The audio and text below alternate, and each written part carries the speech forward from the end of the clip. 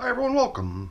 As I stand here preparing to get to work on one of my worm bins to get them fed, I can see in front of me flying insects. I'm not sure if they're showing up on the camera or not, but because I see them, I think I'm going to make sure to include a little bit of my pulverized mosquito dunks powder. In this case, it's a little different from the way I've applied the stuff in the past, which is to make a solution out of it, which is the way I assume the manufacturer envisioned most people using it.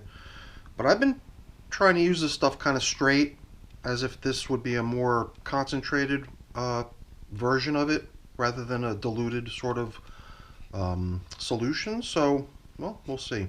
Hopefully we don't have some sort of a bug issue going on here. So here's the yummy foods I've got for these worms. These are the, let's point the camera down so you can see. These are the now 28-day-old mixed red worms. I see a worm. I see a flying insect here. Here's one airborne. I saw another one crawling right over there. So my when you see something longer like that one right there, that's two of them already attached and mating, preparing to make more of themselves. So definitely putting in the BTI, which is kind of like our little code word for the mosquito dunks. Yeah, see? More creepy crawlies on the top covering here. Whatever, so we talked about altering the coverings on this system last time, and I think the main focus of that was to possibly demote and exclude this top covering of plastic, because it seems a little bit redundant. You might have not noticed it, but when I had the top covering cardboard here, it is actually wrapped in plastic, so it's effectively a plastic sheet already. So two plastic sheets aren't going to do any more of a job than a single one. So I figured we could do away with this one, which provided just a little additional coverage around the edges where that cardboard wrapped in plastic fails to cover. But I think at 4 weeks of age, these systems are probably coming along to the point where we can not be so helicopterish, right? Always trying to see if there's something that needs help or fixing. So I guess before we disrupt things here, I was noticing things which to me appeared like worms mating. So I guess the visual giveaway was just a thick section where the worms almost attached to each other. I thought I saw something along those same lines over here somewhere too. Something caught my eye, but right there's another example of it. So it's really nice to see how the worms are comfortable enough that they're coming out to the surface and interacting with one another in that way. The idea I had today for bedding to accompany the feeding was to see if we can collect up all this paper that was left out here. So I mean, we had this white envelope here. It was just some information board type stuff that I had jotted down for a couple visits ago, thinking that this could at some point become supplemental bedding. And then out here on the surface we left a feeding zone indicator, we left some chunks of cardboard, there was newspaper sheet. I believe what I'm picking up now is the newspaper sheet, and I think on top of that was the coffee filter, which might be visible in little chunks or who knows what, but the I guess the key there is that all of this nice paper product would do a wonderful job as a foundational bedding down within our feeding. So this piece of cardboard's holding up pretty good. Why don't we use that as sort of a little tray, and then we could collect up some of these things which we will be able to use at the end. That's why I didn't really come very prepared as far as bedding, thinking that maybe we could just consolidate what's out here already and then present it to them as if it's just part of their feeding a little bit more directly by possibly just piling the food right onto the stuff. And then like that white envelope can come in to replace top coverings, and I guess the main top covering replacement I envisioned was this fast food paper bag. So So I imagine when all is said and done, possibly a feeding zone indicator, the paper bag, and then in the place of the large plastic coming on with the cardboard that's wrapped in plastic. And with that, we'll have sort of an outer perimeter that's in large part covered by the fast food paper bag, but also then right down the middle, large portion of the middle, covered with plastic. So a little bit more breathability, and so whatever. I feel like, I don't know, I don't really often have many occasions on where I find lots of worms hanging out on the top surface. A lot of times I'm using translucent top covering, and during the day when I'm down here, I'm sure after I turn the lights on too, it causes the worms to scurry out of view. It's kind of fun sometimes when you use a top covering that blocks the light, and then the worms are just hanging on the surface doing what they do. So I was sort of enjoying that a little bit there in the beginning. The interesting thing about this system was the way it was built. You can already see signs of it all over the place. Chunks of rope of various thicknesses. I believe this right here might be an example of the thickest piece right here, and then, you know, right down to single strands of light duty twine. And that's what that is, twine. And it was just interesting during the last check-in, which was really our first visit to the system after its launch that had, in that case too, came 2 weeks prior. We sort of just tried to grab underneath, imagining that this material, all this rope, string, whatever, was still kind of going to be holding together, and I assume it'll be doing that for some time, but it gives us a weird opportunity to actually peel back the covers and then really see what's going on right down there at the bottom with hardly any effort, you know, no digging or anything like that. Just peel it back and check it out. So now what did we just do here? I guess by peeling that stuff back, I wasn't paying that much attention. I guess we must have, oh yeah, you know, it wasn't just rope.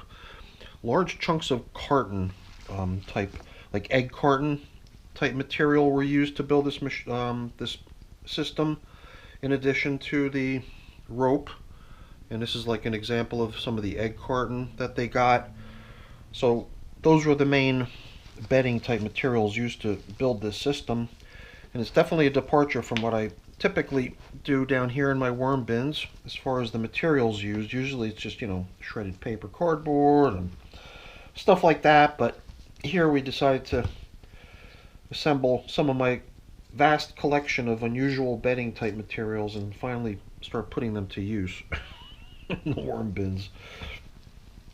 Alright, so I guess that's the one tricky thing here, though, is the fact that the material is all kind of intertwined. You can't just start digging down through here very easily, you know, other than pushing some of the rope aside to create that hole. It is kind of nice that we've still got this large hole that we created just the same way by just pushing some of the material off to the side, but I think going forward this will be just the more convenient, or most convenient, place to drop in the most current feeding so as to maintain a relatively level top surface. I did notice a few leftovers. These, I believe, were bits of asparagus, which the worms are usually able to enjoy the center of much more rapidly since it's softer there than the outer skin, which holds out a little bit longer and takes longer for the worms to eventually break down. So we'll probably see that stuff vanish pretty soon, but as far as leftovers, I don't think there's anything other than that. But I almost forgot. I want to keep this stuff in the foreground and make sure I drop it in liberally. I did pop in here one time since the last check-in and now to do exactly what we're doing now with this BTI, is just sprinkling in some of it, and hopefully it'll be adequate to counteract any sort of bug infestation that might be trying to occur here. I figured before we proceed to giving them their food, we would just take one more peek under the covers on this opposite corner. It is really cool to see how the worms are just in and out of all this twine. Totally digging it as far as a bedding material, which I wasn't sure of.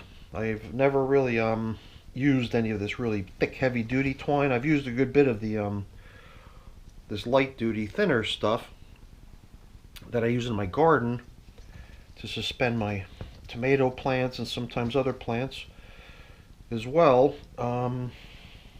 So I've used that stuff in my worm bins in the past, but I've never had a whole bunch of this big, thick, heavy stuff to use in my worm bin. So it's a little bit of an interesting little experiment. You know, as long as we're combining nice seasoned old bedding,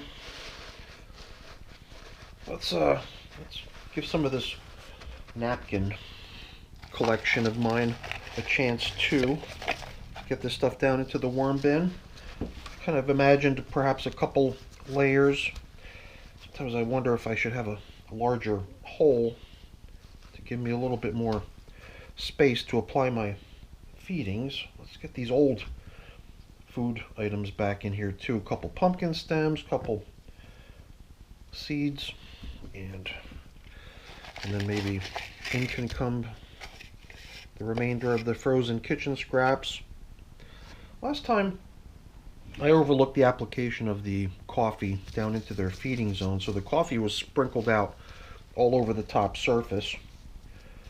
So I suppose that's always an option too.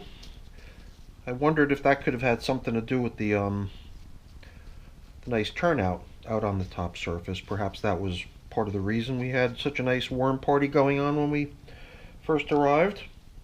Perhaps we'll just hang on to that coffee and do the same. This piece of cardboard here though, this thing will come in really nice and handy as sort of the last layer over the feeding there.